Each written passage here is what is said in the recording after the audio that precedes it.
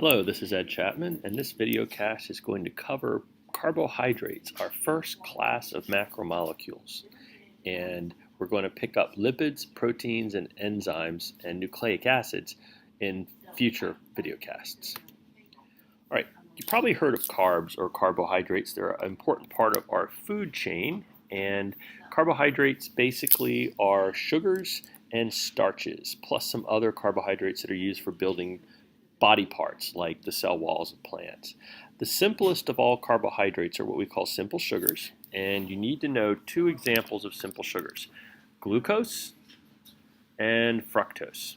All right, glucose looks like this. It's got a basic hexagonal shape, 6 carbons. It's C6H12O6. So if you count the carbons, it's 1, 2, 3, 4, 5, 6 carbons.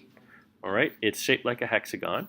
Fructose is also C6H12O6, but the atoms are arranged in a different pattern. We've got 1, 2, 3, 4, 5, 6 carbons. So glucose kind of looks like this, and fructose kind of looks like this, with one going up and one going down. But they're both what we call simple sugars, and they are the monomers of carbohydrates. Another name for a simple sugar is a monosaccharide. Saccharide is a very old Latin word meaning sweet. So mono means single or simple sugar. Cells use monosaccharides for quick energy. You may remember that photosynthesis is where glucose comes from. Plants build glucose, and then plants can convert glucose into other monosaccharides or larger molecules. But all monosaccharides are excellent sources of quick energy. They're frequently an ingredient in foods like candies. Polysaccharides are what you get when you hook together more than one monosaccharide. Okay, let me get rid of my stuff here. All right, polysaccharides are polymers of simple sugars. So polysaccharides are used in different ways by cells, primarily to store energy, okay, or to build cell walls in plants, or to store energy in animal cells. All right, now all polysaccharides have the same basic idea for their structure.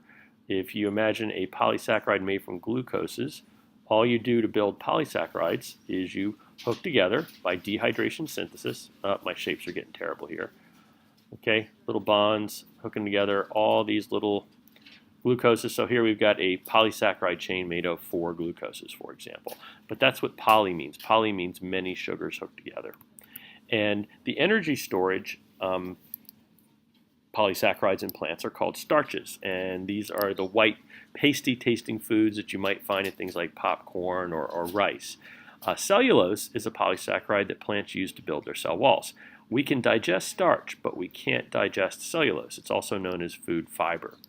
Animals can store energy as a carbohydrate or a polysaccharide in something called glycogen, which happens inside of our livers. All right. So when you eat a lot of sugars, for example, your body converts the simple sugars into chains of glycogen and stores the glycogen in your liver cells. Okay.